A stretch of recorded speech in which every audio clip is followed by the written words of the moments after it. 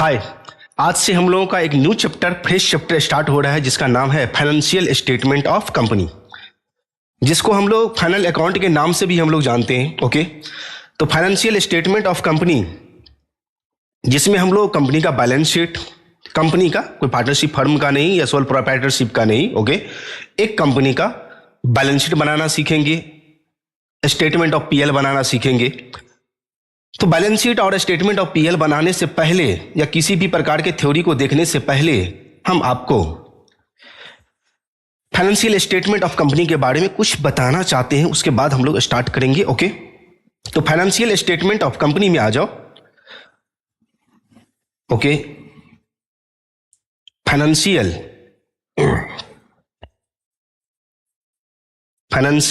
Statement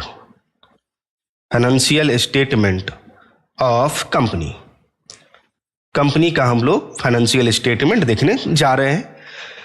इसको हिंदी में बोलते हैं कंपनी का वित्तीय विवरण, कंपनी का वित्तीय विवरण। अच्छा, इसका एक और नाम है, एक तो ये हो गया, इसको एक और नाम से हम लोग जानते हैं final account, final account of company, of company. इसमें देखो एक आपका स्टेटमेंट आया, ये स्टेटमेंट क्या है ये हम आपको समझा दें पहले। Statement final account of company में दो तरह के स्टेटमेंट होंगे। एक होगा आपका इनकम स्टेटमेंट,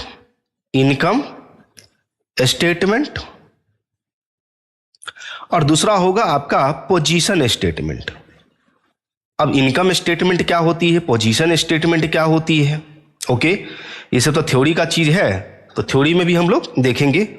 वेट एक सेकेंड, थ्योरी में भी देखेंगे इनकम स्टेटमेंट किसको बोलते हैं, पोजीशन स्टेटमेंट किसको बोलते हैं, वो तो थ्योरी में डिटेल में देखना ही देखना है। फिर भी आपको बता दे जानकारी के लिए कि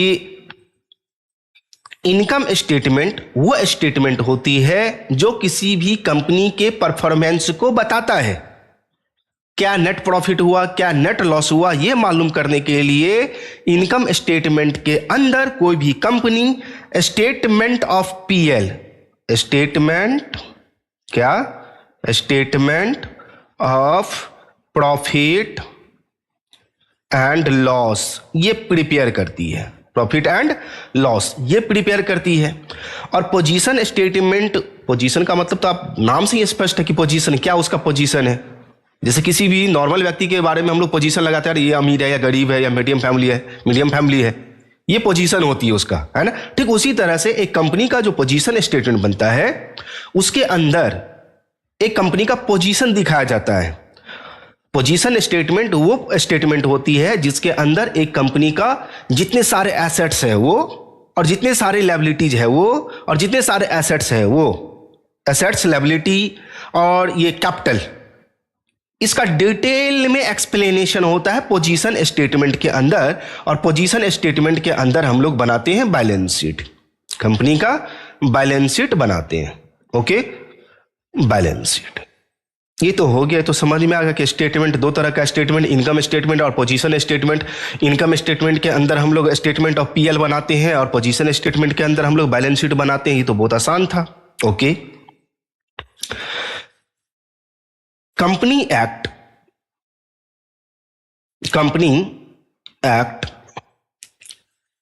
1956 हुआ करता था, अब नहीं है। हम क्या बोले, हुआ करता था अब नहीं है। इसके अंदर स्टेटमेंट ऑफ पीएल नहीं बनता था, स्टेटमेंट के नाम से नहीं जाना जाता, पीएल अकाउंट के नाम से जाना जाता था। और उसके अंदर जो मान लो कि पीएल अकाउंट और बैलेंस शीट जो बनाया जाता था वो दो तरीका से बनाया जाता था, एक हॉरिजॉन्टल फॉर्मेट में और एक वर्टिकल फॉर्मेट में। हॉरिजॉन्टल फॉर्मेट क्या होती है, जैसे आप कोई लेजर अकाउंट बनाते हो, कैश अकाउंट बनाते हो, बैंक अकाउंट बनाते हो, तो टी शेप में बनाते हो, दोनों साइड पार्टिकुलर अमाउंट रहता है, उसको बोलते हैं हॉरिजॉन्टल फॉर्मेट, क्षैतिक फॉर्म बोलते हैं उसको। और एक वर्टिकल होता है, वर्टिकल का मतलब हुआ कि सीधे ऐसे समझो ना, सीधे यहां पर ये होगा, बस ये होगा, इस तरह से वर्टिकल बनता है। अमाउंट का एक कॉलम होगा, फिर इसमें पार्टिकुलर्स होगा। तो इस तरह से आपका वर्टिकल बनता है। और ये वर्टिकल हम लोग तो 1956 जो हमारा कंपनी एक्ट था उसमें दोनों तरह का बनता था, हॉरिजॉन्टल भी बनता था और वर्टिकल भी बनता था। तो हमारा जो कंपनीज एक्ट 2013 आया तो इसमें क्या किया गया, जो हॉरिजॉन्टल फॉर्मेट था टी शेप में अकाउंट टैब का, उसको डिलीट कर दिया। बोला कि ये अब नहीं चलेगा, अब जो भी स्टेटमेंट ऑफ पीएल बनेगा या बैलेंस शीट बनेगा वो वर्टिकल फॉर्म में बनेगा। आगे चल के हम देखेंगे, उसका फॉर्मेट भी देखेंगे वर्टिकल फॉर्म का। ओके, तो वर्टिकल फॉर्मेट में बनेगा। इस कंपनी का एक्ट कहता है 2013, इसका एक सेक्शन है 129। इस सेक्शन के अकॉर्डिंग ही किसी भी कंपनी का बैलेंस शीट बनेगा। किसी भी कंपनी का बैलेंस शीट या स्टेटमेंट ऑफ पीएल इसी सेक्शन के अकॉर्डिंग बनेगा। लेकिन फॉर्मेट जो भी बनेगा वो फॉर्मेट हमारा शेड्यूल 3 के अकॉर्डिंग बनेगा। शेड्यूल 3 के अकॉर्डिंग बनेगा। ध्यान से, किस फॉर्मेट में बनेगा वो शेड्यूल 3 में बोला गया।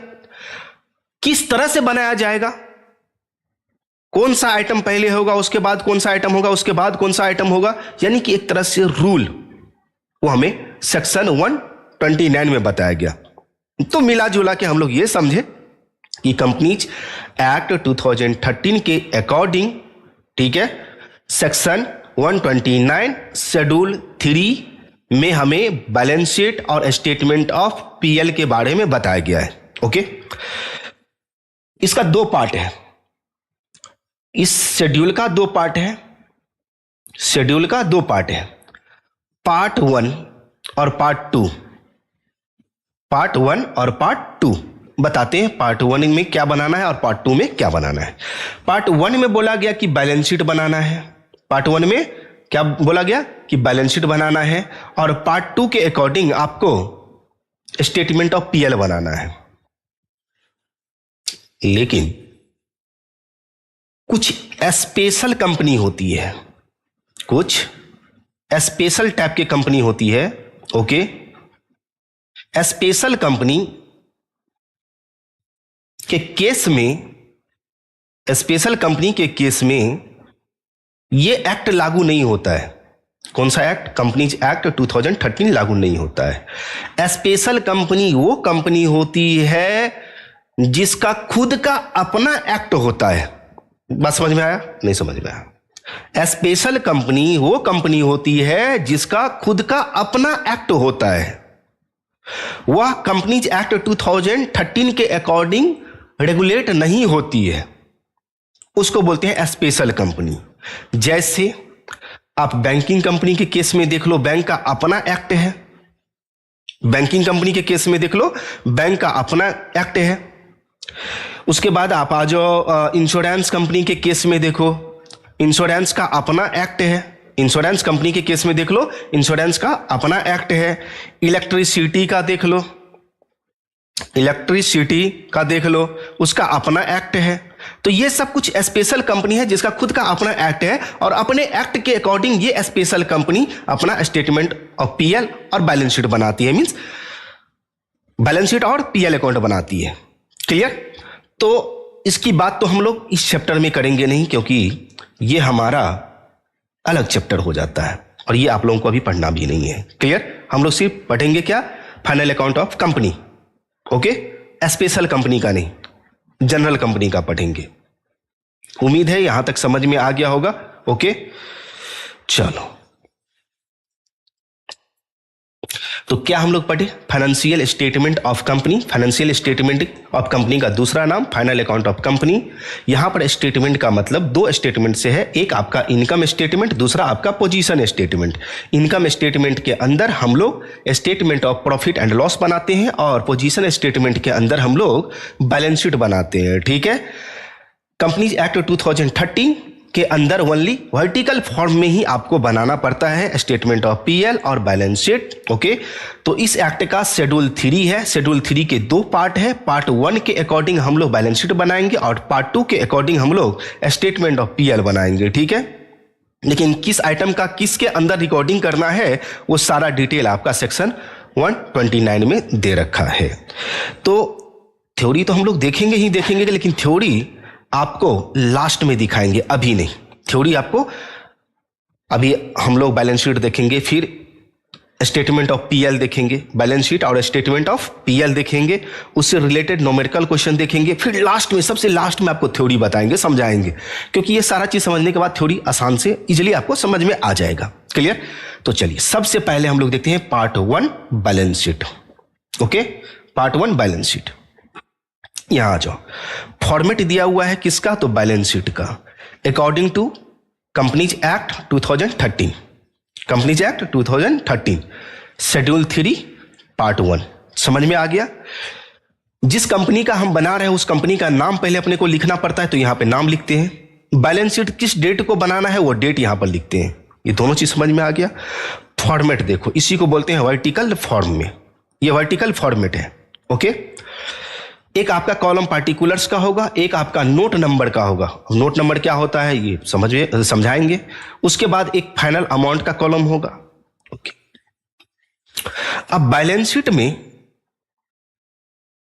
शेड्यूल 3 पार्ट 1 के अकॉर्डिंग हम बैलेंस शीट का फॉर्मेट देख रहे हैं। ओके, अब पूरा दिमाग आप लोग फॉर्मेट पर लगा दो। एक कंपनी का जब बैलेंस शीट बनाया जाता है तो वो कितने पार्ट में? 2 पार्ट में बनाया जाता है। कितने पार्ट में? 2 पार्ट में, पार्ट 1 और पार्ट 2। पहले पार्ट से स्टार्ट करेंगे, पार्ट 1 और पार्ट 2। पार्ट क्या होता है? तो यहां पर देखो, पहला पार्ट आपका इक्विटी एंड लायबिलिटीज दे रखा है, दूसरा पार्ट आपका एसेट्स दे रखा है। ये पार्ट हो गया हमारा, ये हमारा पार्ट है। समझ में आ गई बात? ये हमारा पार्ट है। ओके, पार्ट समझ में आ गया। बैलेंस शीट में कितने पार्ट होंगे? 2 पार्ट होंगे। पहला पार्ट कौन सा होगा? Equity and liabilities. दूसरा पार्ट कौन सा होगा? Assets and liabilities. उम्मीद है कि समझ में आ गया होगा। ईच एंड एवरी पार्ट में उसका मेजर हेड होता है। कौन सा हेड होता है? Major head. पार्ट 1 में 4 मेजर हेड है। मेजर हेड नंबर 1, 2, 3 और 4 ये 4 मेजर हेड है। 1, 2, 3 और 4 4 मेजर हेड है। पार्ट 1 में कितने मेजर हेड है? 4 मेजर हेड है। और पार्ट 2 में मात्र 2 मेजर हेड है। ओके, एक नॉन करेंट एसेट्स का और दूसरा करेंट एसेट्स का, क्योंकि याद करने में हमें आसान होगा। बैलेंस शीट में कितने पार्ट में है? 2 पार्ट में है। Part number 1 equity and liabilities, part number 2 assets. Part 1 में कितने मेजर हेड है? 4 मेजर हेड है। कितने मेजर हेड है? 4 मेजर हेड है। पहला मेजर हेड आपका दिया हुआ है शेयर होल्डर फंड्स। पहला हेड क्या है? Share holder funds. दूसरा है share application money pending allotment. समझाएंगे एक एक, पहले पॉइंट याद कर लो, ठीक है? समझाएंगे एक एक, एक्सप्लेन करेंगे सबका। ओके, पहले पॉइंट याद करो। तो पहला जो मेजर हेड है वो कौन सा है? हमारा शेयर होल्डर फंड्स। दूसरा हमारा जो मेजर हेड्स है वो कौन है? Share application money pending allotment. Share application money pending allotment, share application money pending allotment. 2 हो गया। तीसरा आपका मेजर हेड है नॉन करेंट लायबिलिटीज, और चौथा है मेजर हेड करेंट लायबिलिटीज। याद हो गया होगा, उम्मीद है याद हो गया होगा। एक बार मेरे साथ बोलो क्या सब है। बैलेंस शीट के 2 पार्ट, एक इक्विटी एंड लायबिलिटीज। आपको याद करना पड़ेगा फॉर्मेट, तो एट एनी कॉस्ट आपको याद करना होगा तो करना होगा। इसके बिना आप कोई न्यूमेरिकल क्वेश्चन भी नहीं। इसीलिए याद करना पड़ता है क्योंकि वह एक्ट के अकॉर्डिंग बनता है। जिसका जो स्थान है वो उसी स्थान पे रहेगा, और इसमें जिस तरह से हम स्थान दे रखे हैं बस वही स्थान है। ओके, जैसे पहला major head share holder funds, तो पहला नंबर में ही होगा, उसको 4 नंबर में नहीं कर सकते हैं। समझ में आ रही बात? ओके, तो 2 पार्ट है, इक्विटी एंड लायबिलिटीज और दूसरा एसेट्स। इक्विटी एंड लायबिलिटीज में 4 मेजर हेड है। कौन कौन सा? एक है आपका शेयर होल्डर्स फंड, दूसरा है एप्लीकेशन मनी पेंडिंग अलॉटमेंट, और तीसरा मेजर हेड है आपका नॉन करेंट लायबिलिटी, और चौथा आपका है करेंट लायबिलिटीज। ओके, उसके बाद पार्ट 2 में आ जाओ। पार्ट 2 में कौन कितने मेजर हेड है? 2 मेजर हेड है। एक आपका है नॉन करेंट एसेट्स और दूसरा है आपका करेंट एसेट्स। याद तो हो गया, तो हमें पार्ट भी याद हो गया और मेजर हेड भी याद हो गया। अब मेजर हेड के अंदर हमारा सब हेड होता है, सब हेड। अब सब हेड किसको बोलेंगे? देखो ये पार्ट हो गया, ओके, ये आपका मेजर हेड हो गया, ये हो गया आपका सब हेड, शेयर कैपिटल आपका सब हेड हो गया, रिजर्व एंड सरप्लस सब हेड हो गया, ये money receive against share warrant ये आपका सब हेड हो गया, इसको बोलते हैं सब हेड। समझ में आ गया? ओके।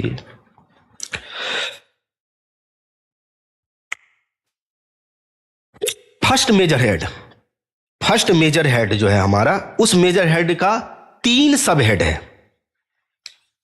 पहला का 3, दूसरा का 1 भी नहीं, पहला का 3, दूसरा का 1 भी नहीं, और तीसरा और चौथा का 4-4, तीसरा चौथा का 4-4। याद हुआ?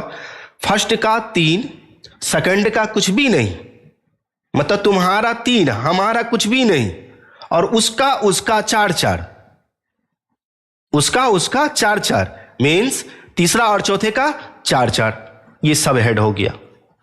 याद हो गया? फर्स्ट मेजर हेड जो है हमारा शेयर होल्डर फंड्स, उसके कितने सब हेडिंग है? 3 सब हेड है। दूसरा जो है उसका 1 भी सब हेड नहीं है। तीसरा नॉन करंट लायबिलिटी है मेजर हेड, उसका 4 सब हेड, और करंट लायबिलिटी का भी 4 सब हेड। याद हो गया? अच्छा, तुम्हारा 3 है, मेरा कुछ भी नहीं है, उसका 4-4, उसका 4-4, तो तुम्हारा 3 कौन कौन सा है? पहला नंबर शेयर कैपिटल, दूसरा नंबर रिजर्व एंड सरप्लस, तीसरा number money received against share warrant. Normally ये चीज आपको न्यूमेरिकल क्वेश्चन में देखने को नहीं मिलेगा, ना के बराबर मिलेगा। ठीक है, समझाएंगे क्या चीज होता है तो समझ में आ जाएगा, एक्सप्लेन करेंगे तो। ओके, तो तुम्हारा 3 कौन है? Share capital, reserve and surplus और money received against share warrant. तो फर्स्ट मेजर हेड का 3 सब हेड समाप्त। और हमारा application money received application, share application money received pending allotment, हमारा share application money pending allotment है यहां पे। Okay, share application money pending allotment, इसका 1 भी सब हेड नहीं है। उसके बाद आ जाओ थर्ड नंबर और फोर्थ नंबर, बड़ा आसान है याद करना। लॉन्ग टर्म बोरोइंग, पहला क्या है? लॉन्ग टर्म बोरोइंग, दूसरा है डिफर्ड टैक्स लायबिलिटीज, तीसरा है आपका अदर लॉन्ग टर्म लायबिलिटीज, और चौथा है लॉन्ग टर्म प्रोविजन। कौन कौन सा? Long term borrowing, deferred tax liabilities, other long term liabilities, long term provision, ये 4 हो गया। और इस 4 का जस्ट उल्टा आप करंट लायबिलिटीज में आ जाओ, वो भी 4 याद हो गया। लॉन्ग टर्म बोरोइंग तो short term borrowing, other long term liability तो other current liabilities, long term provision तो शॉर्ट टर्म प्रोविजन। और सेकंड नंबर का चेंज है, यहां पर डिफर्ड टैक्स लायबिलिटी है तो यहां पर ट्रेड पेबल है। करंट लायबिलिटी में ट्रेड पेबल है तो नॉन करंट लायबिलिटी में डिफर्ड टैक्स लायबिलिटीज है। याद हो गया? तो ये हमारा पार्ट 1 समाप्त हो रहा है। पार्ट 1 में 4 मेजर हेड है, और इस 4 मेजर हेड में फर्स्ट नंबर का 3 आपका 3 सब हेड है, मेरा 1 भी सब हेड नहीं है, और उसका 4-4 मेजर हेड है। ये याद हो गया? उम्मीद है समझ में आ गया होगा। और याद करोगे तो 1 मिनट में, अरे आराम से बैठोगे और बस दिमाग में घुमाते चलो, यानी कि ऐसे रट्टा लगाना है नहीं भाई, दिमाग को पॉइंट को दिमाग में बैठाना पड़ता है। आइए पार्ट 2 में आपका एसेट्स, पार्ट 2 आपका एसेट्स है, और इसमें 2 ही मेजर हेड है। कौन कौन सा है? एक आपका नॉन करंट एसेट्स है और दूसरा आपका करंट एसेट्स है। ओके, और इसमें जो मेजर हेड है वो 2 मेजर हेड है, नॉन करंट और करंट। लेकिन सब हेड जो है, फर्स्ट नंबर का 5 सब हेड है, 5 होगा, 1 2 3 4 और 5, और करंट एसेट्स का 6 सब हेड है, तो 6 5 11, 9 2 11 बोलते थे, अब 6 5 11 बोलेंगे। ओके, तो 6 है। कौन कौन सा? पहला नंबर में प्रॉपर्टी, प्लांट एंड इक्विपमेंट, बोले तो फिक्स एसेट्स के नाम से इसको जानते हैं। इसमें आपका कैटेगरी है, ओके, टेंजिबल एसेट्स होगा, इंटेंजिबल एसेट्स होगा, कैपिटल वर्क इन प्रोग्रेस, सबके बारे में डिटेल में स्टडी करेंगे। Intangible assets under development, non current, इसमें तो हो गया ये 4। और उसके बाद आ जाओ बी में, यानी कि दूसरा सब हेड में आ जाओ। इसमें नॉन करेंट इन्वेस्टमेंट दिया हुआ है। तीसरा डिफर्ड टैक्स एसेट्स है। डिफर्ड टैक्स एसेट्स यहां पर है, लेकिन डिफर्ड टैक्स लायबिलिटी कहां पर है? लॉन्ग टर्म बोरोइंग में, यानी कि नॉन करेंट लायबिलिटी में सेकंड सब हेड है डिफर्ड टैक्स लायबिलिटी। ओके, यहां देखो डिफर्ड टैक्स लायबिलिटी, यहां नॉन करेंट लायबिलिटीज के अंदर सेकंड सब हेड है। तो ये हो गया। उसके बाद long term loan and advance देखो। उसके बाद अदर करेंट एसेट्स देखो, other current non current assets देखो, अदर नॉन करेंट एसेट्स है। इसमें आ जाओ करंट एसेट्स में तो कुछ भी नहीं है, सब वही है, मिला जुला के उसी का opposite. Other non current assets तो non current assets, other current assets. Long term loan and advance तो short term loan and advance. Okay, इसमें कैश एंड कैश इक्विवेलेंट इसी में सिर्फ होगा, इसमें नहीं होगा, क्योंकि कैश हमारा करंट एसेट्स होता है। तो एक चीज तो ये आप डी नंबर पॉइंट जो है कैश एंड कैश इक्विवेलेंट, इसको छोड़ दो तो 5-5 बचेगा। अगर इसको हम यहां से गायब कर दें तो इसमें भी सब हेड 5 और इधर भी सब हेड 5। ओके, आ जाओ। ट्रेड रिसीवेबल है तो ट्रेड रिसीवेबल जैसे वहां पर था ट्रेड पेबल, ट्रेड पेबल की जगह पर क्या था? Deferred tax liability. तो यहां पर ट्रेड रिसीवेबल के जगह पर होगा डिफर टैक्स एसेट्स। तो 3 तो आपका समाप्त हो गया, ये समाप्त हो गया, ये समाप्त हो गया, ये समाप्त हो गया। ये तो कैश एंड कैश इक्विवेलेंट को तो गोली मारो, ठीक है। अब इन्वेंट्री है, इन्वेंट्री का मतलब क्या? स्टॉक। इस इन्वेंट्री का लॉन्ग टर्म में भी स्टॉक है। जैसे यहां पर देखो कहां गया कैपिटल वर्क इन प्रोग्रेस और ये अंडर डेवलपमेंट, ये एज लाइक इन्वेंट्री वहां पर नॉन करेंट में है और ये करेंट में है। इसको इन्वेंट्री शॉर्ट टर्म समझो, ये आपका लॉन्ग टर्म है। ओके, तो ये हो गया। करंट इन्वेस्टमेंट है तो यहां पर नॉन करेंट इन्वेस्टमेंट है, इतना तो समझ में आ गया। और टेंजिबल एसेट्स और इंटेंजिबल एसेट्स से आसान है। Land, building, plant, machine, goodwill, patent, copyright, ये सब जानते नहीं? वो ये टेंजिबल जिसको देख सकते हैं छू सकते हैं, और इंटेंजिबल जिसको ना देख सकते हैं ना छू सकते हैं। इंटेंजिबल जैसे goodwill, patent, copyright, trademark, licence, software, ये सब होता है हमारा। तो ये हमारा बैलेंस शीट के एसेट्स का पार्ट हो गया। इस पार्ट में 2 मेजर हेड है, और पहला मेजर हेड में 5 सब हेड है, और दूसरा मेजर हेड में 6 सब हेड है, 6 सब हेड है। अब इसका एक्सप्लेनेशन तो मांगता है। एक्सप्लेनेशन हम लोग शुरू से करेंगे, कहां से? शेयर कैपिटल से। ये जो नोट नंबर होता है ये कहता है कि भैया शेयर कैपिटल का अमाउंट निकालो नोट्स टू अकाउंट्स में, नोट्स टू अकाउंट्स में, और कितना नंबर नोट्स बनाया वो नोट्स नंबर यहां पर डाल दो। जैसे अगर हमें शेयर कैपिटल निकालना है तो नोट नंबर यहां पर देखो, ये नोट्स टू अकाउंट्स अलग बस से बनाना पड़ेगा आपको, ये कंपलसरी है। नोट्स टू अकाउंट्स आपको बनाना कंपलसरी है, क्लियर? तो शेयर कैपिटल का पहले बनाएंगे तो फर्स्ट नंबर में आपका नोट्स नंबर है, ये फर्स्ट नंबर है। तो यही यहां पर हम लोग शेयर कैपिटल का जो अमाउंट यहां पर दिखाएंगे, अमाउंट यहां पर लिखेंगे, तो यहां पर नोट नंबर 1 लिखेंगे, 1 लिख देंगे। इससे हमें पता चलता है कि note number 1 accounts, notes to accounts बनाया गया है, जो 1 में शेयर कैपिटल का एक्सप्लेनेशन है कि कैसे कैसे अमाउंट इतना आया। ओके, आइए शेयर पढ़े होंगे। अथोराइज कैपिटल क्या होती है, कितना शेयर में अथोराइज कैपिटल डिवाइड है और कितना एक शेयर का वैल्यू है, गुना करके सीधे अमाउंट लिखना है और ये डबल लकीर से क्लोज कर देना है, बस हो गया। ये फाइनल अमाउंट हमारा नहीं होता है। इश्यूड, जितना अथोराइज शेयर है उसमें से कितना पब्लिक को आपने इश्यू किया, कितना शेयर, जितना शेयर आप इश्यू किए वो शेयर यहां पर लिखो, और शेयर का क्या फेस वैल्यू उससे गुना करके यहां पर अमाउंट डाल दो। ये भी आपका फाइनल अमाउंट नहीं है, इसको भी क्लोज करके यहीं पर छोड़ देना है। सब्सक्राइब, पब्लिक के बीच जो हम इश्यू किए हैं, पब्लिक कितना परचेज किया, मीन सब्सक्राइब किया, कितना के लिए हमें एप्लीकेशन भेजा, मान लो कि 10,000 शेयर हम पब्लिक के बीच इश्यू कर दिए, 10,000 का 10,000 परचेज कर लिया, यानी कि सब्सक्राइब कर लिया। तो सब्सक्राइब में यहां पर हम लोग कितना डालेंगे, 10,000। इशू कितना किए थे, 10,000। मान लो कि पब्लिक 9,000 ही सब्सक्राइब किया, तो यहां पर सब्सक्राइब में हम 9,000 ही डालेंगे। शेयर का क्या वैल्यू है, फेस वैल्यू, उसे गुना करके यहां पर डालेंगे, इसको भी क्लोज कर देंगे और ये अमाउंट यहीं पर रहेगा। ये हमारा फाइनल अमाउंट नहीं है। फाइनल अमाउंट हमारा होता है called up and paid up capital. Called up and paid up capital होता है। अब called up and paid up capital में जितना सब्सक्राइब हुआ है, कंपनी जो पैसा बकाया है वो मांग करेगी। ठीक है, 9,000 शेयर सब्सक्राइब हुआ, 9,000 शेयर पर पैसा मांगेगी। तो 9,000 शेयर, जितना शेयर, मान लो कि 9,000 पे नहीं मांग रहा है कंपनी, अभी 8,000 पे ही, 5,000 पे ही मांग रहा है, तो जितना शेयर पर मांगेगा उतना शेयर देंगे। कितना रुपया, मान लो कि 10 रुपया है, तो 10 रुपया में भी 8 रुपया ही कंपनी मांग किया है। तो 8 रुपया, अगर 10 का 10 रुपया मांग रहा है, फेस वैल्यू अगर मान लो एक शेयर का 10 रुपया है, तो 10 का 10 मांग रहा है, तो 10 जितना मांग करेगा उतना यहां पे डाल देना है यहां।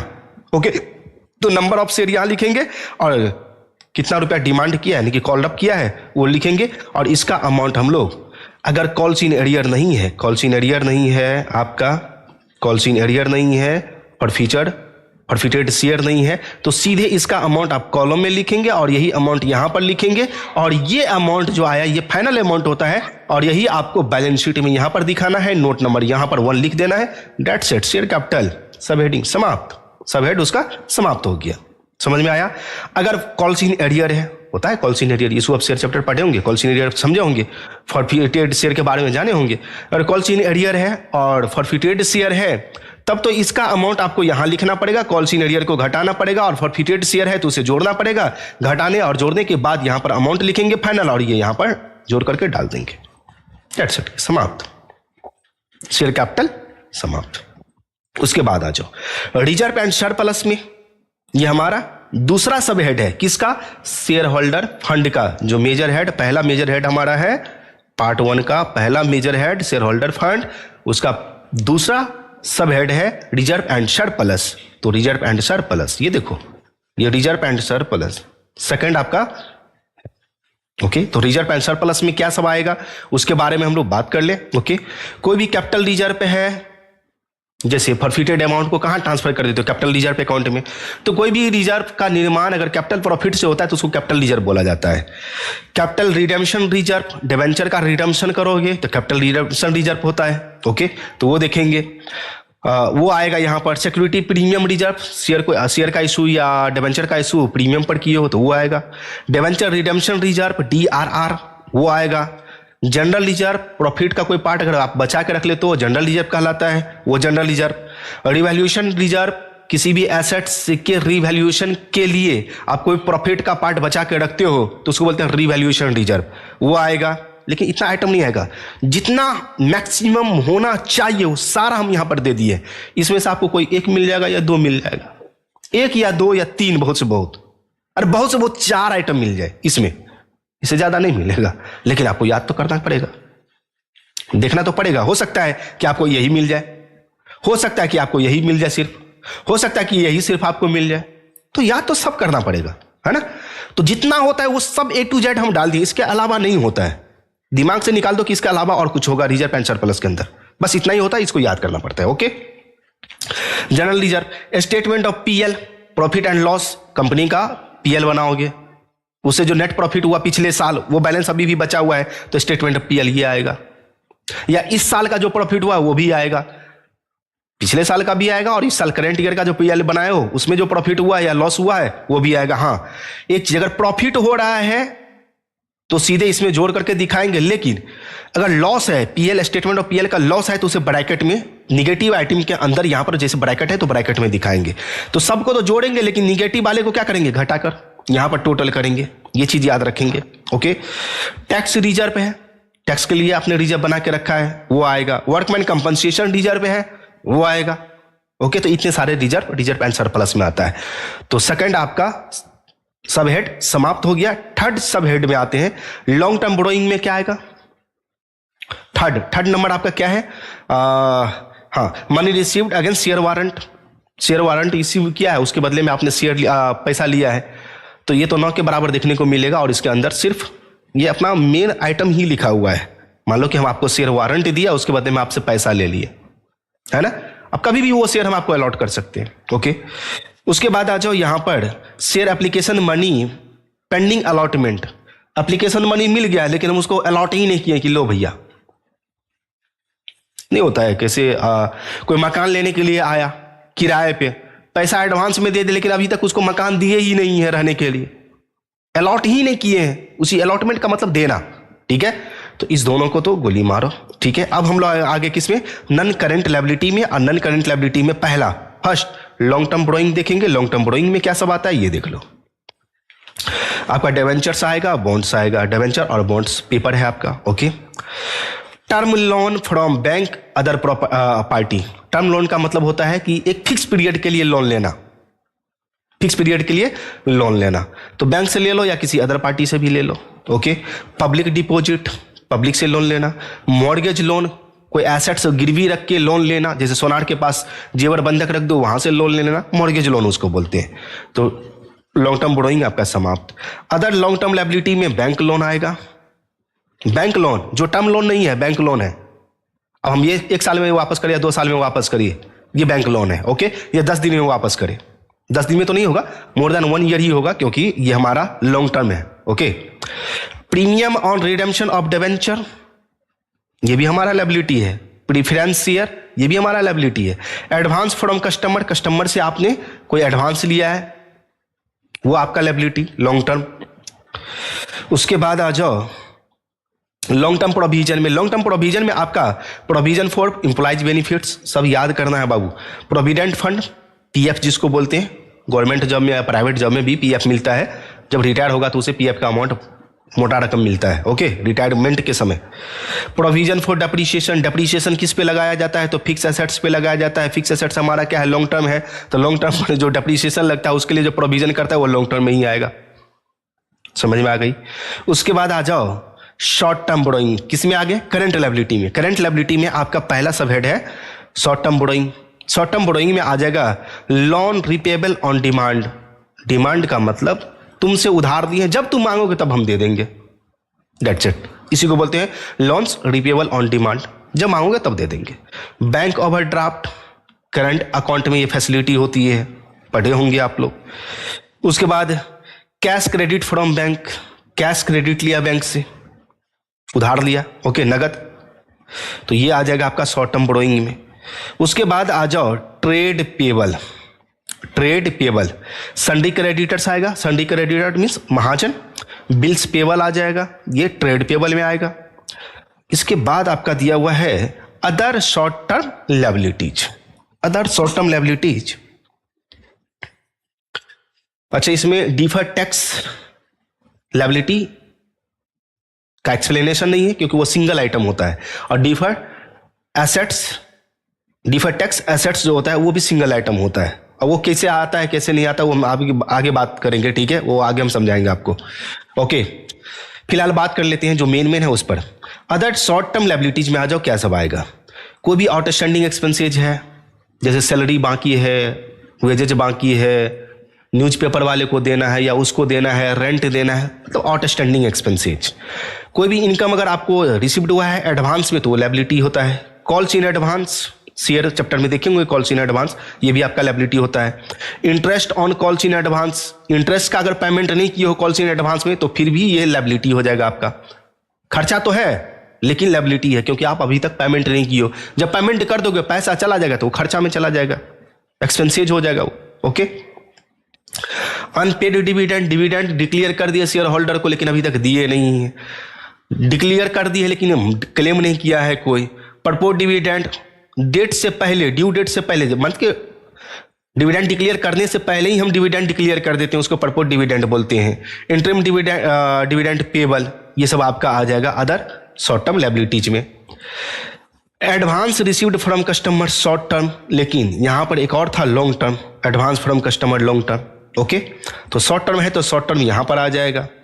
Share application money refundable, over subscription, share chapter में पढ़े होंगे, ओवर सब्सक्रिप्शन प्रो रेटा अलॉटमेंट, एप्लीकेशन ज़्यादा के लिए आ जाते हैं तो एप्लीकेशन मनी वापस कर देते हैं, तो जब तक वापस नहीं करते तब तक वो हमारे लिए लायबिलिटी रहता है। ओके, रिफंडेबल, रिफंडेबल यानी कि वापस करने वाला है, होने वाला है। ओके, ये current maturity of long term debts, कोई मान लो बैंक से हमने लोन लिया, सब बैंक से लोन लिया 5 साल के लिए, तो 4 साल निकल गया, 5वां साल जो आया वो हमारा क्या हो गया, अब कन्वर्ट हो गया करंट लायबिलिटी में, क्योंकि इसी साल 5वें साल में देना है। तो वही कहता है current maturity of long term debts, long term है, 5 साल का लॉन्ग टर्म है, लेकिन 4 साल पास होने के बाद 5वें साल तो आपको पे करना है, तो वो करंट ईयर में आ गया, इसीलिए ये शॉर्ट टर्म लायबिलिटी में आ जाएगा, अदर शॉर्ट टर्म लायबिलिटीज में।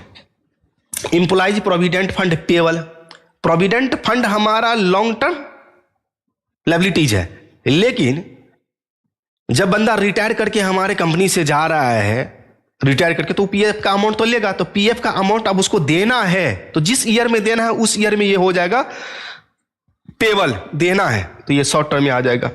ओके। मैच्योर्ड डिबेंचर, डिबेंचर 2 साल 4 साल के लिए इश्यू करते हैं, तो जितने साल के लिए इश्यू करते हो कोई बात नहीं, लेकिन जिस ईयर में उसका रीपेमेंट होगा, रिडेम्पशन होगा, उस ईयर में ये करंट लायबिलिटी बन जाएगा, तो ये other current short term liability में आ जाएगा। क्लियर। Matured debenture.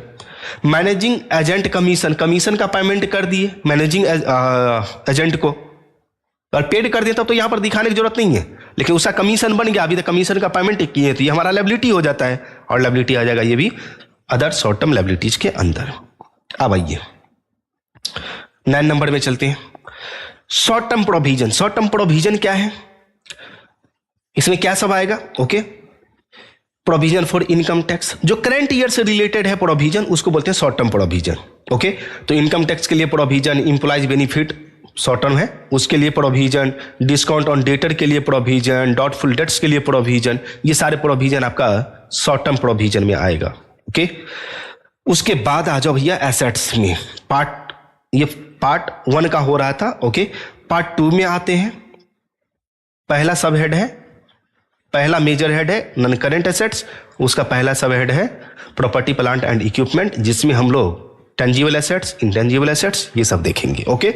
तो आइए, टेंजिबल एसेट्स वो एसेट्स होती है जिसको हम देख सकते हैं और छू सकते हैं, उसको बोलते हैं टेंजिबल एसेट्स। लैंड, जमीन, building, plant, machine, furniture, picture, computer, equipment, ये सब देख सकते हैं। क्लियर। तो tangible assets, land, building, plant, machine, furniture, picture, computer, equipment, ये हो गया आपका। इंटेंजिबल एसेट्स वो एसेट्स होती है जिसको ना तो हम देख सकते हैं ना छू सकते हैं, लेकिन हाँ फील कर सकते हैं ये हमारा एसेट्स है, जैसे गुडविल, हमारा रेपुटेशन, हमारा इज्जत है या नहीं, वो पेटेंट, लाइसेंस होता है, ये ट्रेडमार्क का भी लाइसेंस होता है, कितने साल के लिए, एसेट्स है एक तरह से। कॉपीराइट, बुक लीक हुआ और पब्लिकेशन वाले को 2 एग्रीमेंट बनता है, कितने साल के लिए, वो भी एक राइट होता है। ओके। तो कॉपीराइट उसको बोलते हैं। कोई भी ब्रांड है, ब्रांड, वो भी एसेट्स होता है। ओके। कंप्यूटर का सॉफ्टवेयर, लाइसेंस किसी भी प्रकार का, ये सब इंटेंजिबल एसेट्स के अंदर आता है, ये सारा का सारा इंटेंजिबल एसेट्स के अंदर आता है। ओके। उसके बाद आइए कैपिटल वर्क इन प्रोग्रेस। इसका मतलब क्या हुआ? बिल्डिंग बन रहा है अभी भाई, काम पर चालू है, बनानी है, बिल्डिंग बन रहा है। तो ये तो बोले थे इन्वेंटरी। स्टॉक का मतलब क्या होता है? स्टॉक कुछ कच्चा माल जो हमारे गोडाउन में पड़ा हुआ है, कच्चा माल जो बन रहा है, अभी बना नहीं है, पूरा कंप्लीट नहीं हुआ, जिसको वर्क इन प्रोग्रेस बोलते हैं। तो वही वर्क इन प्रोग्रेस यहां पर है बिल्डिंग के लिए, जैसे इन्वेंटरी, उसी तरह से लॉन्ग टर्म में आपका बिल्डिंग वर्क इन प्रोग्रेस, इसको बोलते हैं कैपिटल वर्क इन प्रोग्रेस। उसके बाद आइए इंटेंजिबल एसेट्स भी होगा, जैसे ये टेंजिबल एसेट्स है, बिल्डिंग आपका देख सकते हैं, छू सकते हैं, उसी तरह से इंटेंजिबल एसेट्स है। पेटेंट हम करवा रहे हैं, लाइसेंस के लिए एप्लीकेशन लगा रखे हैं, वो अंडर डेवलपमेंट है, एप्लीकेशन डाल दिए, आप कब तक पेटेंट राइट मिलेगा वो देखना पड़ेगा, तो इसमें जो खर्च हुआ है वो यहां पर दिखाना पड़ेगा। नॉन करंट इन्वेस्टमेंट में आ जाओ। एक तो करंट इन्वेस्टमेंट होता है, करंट इन्वेस्टमेंट का मतलब वो इन्वेस्टमेंट है जो 1 ईयर के लिए होता है और उससे ज्यादा के लिए होता है, तो उसको बोलते हैं नॉन करंट इन्वेस्टमेंट। पहला number investment. Okay. Long term investment इस नाम से भी मिल सकता है आपके क्वेश्चन में। उसके बाद इन्वेस्टमेंट इन प्रॉपर्टी, किसी प्रॉपर्टी में आप इन्वेस्ट कर रखे हो, किसी दूसरे के प्रॉपर्टी में, अपने कंपनी के प्रॉपर्टी में नहीं, अपना प्रॉपर्टी नहीं, किसी दूसरे कंपनी के प्रॉपर्टी में, दूसरे कंपनी के शेयर में, डिवेंचर में, बॉन्ड्स में, म्यूचुअल फंड में, पार्टनरशिप फर्म में, तो उसमें अगर आप कर रखे हो तो वो आएगा। क्लियर। उसके बाद 15 नंबर में आ जाओ, long term loan and advance, जैसे कैपिटल एडवांस दिए हैं किसी को, हमारे बिजनेस में इतना कैपिटल है जो हम किसी को एडवांस दे दिए, वो हमारा एसेट्स हो जाएगा। सिक्योरिटी डिपॉजिट फॉर इलेक्ट्रिसिटी, बिजली लिए है तो उसके लिए सिक्योरिटी में के तौर पर कुछ डिपॉजिट दिए हैं, वो भी हमारा एसेट्स होगा। ओके, तो ये long term loan and advance के अंदर आता है। अदर नॉन करेंट एसेट्स में आ जाओ। अदर नॉन करेंट एसेट्स क्या है? इसमें अमोर्टाइज एक्सपेंसेज आएगा, जिसको समाप्त करना है, जैसे preliminary expenses, discount on issue of debenture, ये सब आएगा। इंश्योरेंस क्लेम रिसीवेबल ये आएगा। इंश्योरेंस क्लेम रिसीवेबल, इंश्योरेंस करवा रखे, मान लो इस एसेट्स का इंश्योरेंस करवा रखे, ये टूट गया तो इंश्योरेंस कंपनी को बोलेंगे भैया पैसा दो, ये टूट गया, खराब हो गया। तो इंश्योरेंस कंपनी बोला कि ठीक है जाओ दे देंगे 2000 रुपया, तो 2000 रुपया दे देंगे, लेकिन दिया तो नहीं है, तो ये आ जाएगा आपका यहाँ पे insurance claim receivable. Amount due for assets sold, assets बेच दिए लेकिन पैसा मिला ही नहीं, तो उसे कहाँ दिखाएंगे? अमाउंट ड्यू फॉर सोल्ड में, एसेट सोल्ड में, वो आ जाएगा। Now next point, current investment. Current investment में आपका ट्रेड इन्वेस्टमेंट है, जो 1 ईयर या उससे कम पीरियड के लिए हम इन्वेस्ट कहीं पे करते हैं, उसको बोलते हैं trade investment. Investment in property, share, debenture, bond, mutual fund, partnership firm, लेकिन ये शॉर्ट टर्म 1 ईयर या उससे कम पीरियड के लिए। लेकिन यहां पर क्या है? लॉन्ग टर्म 1 ईयर या उससे ज्यादा के लिए, यानी कि मोर देन 1 ईयर, 1 ईयर नहीं मोर देन 1 ईयर के लिए इन्वेस्ट करते हैं यहां पर। ओके, तो ये है लॉन्ग टर्म और ये है आपका शॉर्ट टर्म, ये आपका शॉर्ट टर्म। इन्वेंट्री में आ जाओ। रॉ मटेरियल का इन्वेंट्री होगा, कच्चा माल। वर्क इन प्रोग्रेस, कच्चे माल को जब बनाते हैं तो कुछ बना हुआ है, कुछ बनना बाकी है, यानी कि फिनिश नहीं है, ना तो पूर्ण रूप से कच्चा है ना पूर्ण रूप से तैयार है, बन रहा है। जैसे कहीं पर रोड बन रहा है, वर्क इन प्रोग्रेस, अभी सड़क बन रहा है भाई, रोड बन रहा है, अभी कार्य प्रगति पर है, तो वर्क इन प्रोग्रेस ये आ जाएगा। फिनिश गुड्स, जो रोड बन के तैयार हो गया, पट्टी उट्टी लग गया, उसका उद्घाटन हो गया, उसको बोलते हैं फिनिश गुड्स। तो उसी तरह से कंपनी में होता है फिनिश गुड्स, जो प्रोडक्ट हमारा बन के कंप्लीट हो चुका है उसको बोलेंगे finish goods. Stock in trade, stock in trade, हमारे बिजनेस में जो स्टॉक है फाइनल, ट्रेड का मतलब क्या होता है? ये कच्चे माल के लिए हुआ, ये कच्चे माल का यहां पर ये 3 कच्चे माल के रॉ मटेरियल के लिए है। लेकिन कोई ऐसा प्रोडक्ट है जो हम तैयार खरीद के लाते हैं, उसको बेचते हैं, तो तैयार खरीद के लाए हैं, स्टॉक में पड़ा हुआ है, इसको बोलते हैं stock in trade. Loose tools का मतलब क्या हुआ? पेचकस, पिलास, हथौड़ा, जो छोटा मोटा इक्विपमेंट होता है जो बिजनेस में कंपनी में काम आती है, मशीन सबको ठीक ठाक करने के लिए, खुला औजार इसको बोलते हैं, तो लूज टूल्स भी आ जाएगा आपका इन्वेंट्रीज के अंदर। क्लियर? नाउ ट्रेड रिसीवेबल में आ जाओ। ट्रेड रिसीवेबल में आपका सन्ड्री डेटर, नाम सुने होंगे, डेटर देनदार, जिसको हम उधार दे रखे हैं, वो आएगा। अगर कोई डेटर हमारा पैसा लेके भाग गया, मान लीजिए हम समझ गए कि वो पैसा ये मेरा बूढ़ जाएगा, तो बैड डेट्स बोलते हैं, उसको लेस कर देना है। जो लेके भाग गया वो बैड डेट्स हो गया, लेकिन फिर हम एक सस्पेंस होता है कि नहीं ये भी लेके भाग जाएगा, इतना भी रुपया हमें रिकवर नहीं होगा, वसूल नहीं कर पाएंगे, तो उसको बोलते हैं provision for DD doubtful dates, तो उसको भी लेस कर देंगे। लेस करने के बाद जो फाइनल अमाउंट आएगा वो कॉलम में चला जाएगा। बिल्स रिसीवेबल, कोई बिल है जो हमें रिसीव होने वाला है, ओके, उसको बोलते हैं bills receivable. Bills of exchange chapter पढ़े होंगे, तो ये ट्रेड रिसीवेबल में आता है। कैश एंड कैश इक्विवेलेंट में देख लो, कैश इन हैंड होगा, कैश एट बैंक होगा, चेक ड्राफ्ट इन हैंड, ये सब आता है कैश एंड कैश इक्विवेलेंट में। अदर करंट एसेट्स में आ जाओ भाई। अदर करंट एसेट्स में क्या होगा? कोई भी प्रीपेड एक्सपेंसेज, जैसे अदर करंट लायबिलिटी था, कोई भी आउटस्टैंडिंग एक्सपेंसेज, तो यहां पर क्या है? Other current any prepaid expenses. Liability में क्या है? Other other other other other वाला हम देखो, हाँ, शॉर्ट टर्म प्रोविजन हो गया, other short term liability, any outstanding expenses. तो उसी तरह से यहां है आपका, ओके, ये एनी प्रीपेड एक्सपेंसेज, कोई ऐसा एक्सपेंसेज जिसका पेमेंट हम एडवांस में कर दिए हैं, तो वो हमारा प्रीपेड एक्सपेंसेज कहलाता है। जैसे किसी को सैलरी अगले महीना का सैलरी इसी मंथ में दे दिए, वेजेज अगले दिन का वेजेज मजदूरी आज ही दे दिए उसको एडवांस में, या अगले मंथ का वेजेज इसी मंथ में दे दिए, तो ये आ जाएगा प्रीपेड एक्सपेंसेज में। एक्रूड इनकम, कोई ऐसा इनकम जो हम तो अर्न कर लिए हैं, ठीक है, लेकिन हमको रिसीव्ड नहीं हुआ है, एक्रूड इनकम उसको बोलते हैं, वो आएगा। किसी कंपनी के, अदर कंपनी के शेयर में हमने पैसा लगा रखा है, डिविडेंड डिक्लेयर कर दिया लेकिन हमको पैसा दिया ही नहीं है, तो डिविडेंड रिसीवेबल वो आएगा। एडवांस टैक्स, सरकार को टैक्स का पेमेंट एडवांस में कर रखे हैं, तो वो एडवांस टैक्स आएगा। तो ऑल अबाउट आपका बैलेंस शीट से रिलेटेड सारा पॉइंट क्लियर कर दिए, बस आपको याद करना है। करना क्या है? तो सिर्फ याद करना है बाबू, ओके। तो ये बैलेंस शीट का फॉर्मेट था, वर्टिकल फॉर्म में, और बैलेंस शीट का एक तो फॉर्मेट हो गया, उससे रिलेटेड आपका नोट्स टू अकाउंट्स हो गया।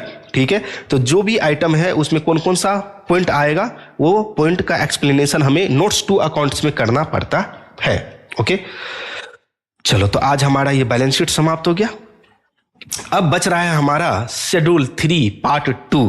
शेड्यूल 3 पार्ट 2 में आपका बच रहा है क्या, ये कंपनीज एक्ट के अकॉर्डिंग शेड्यूल 3 पार्ट 2 के अंदर आपका बन रहा है statement of profit and loss.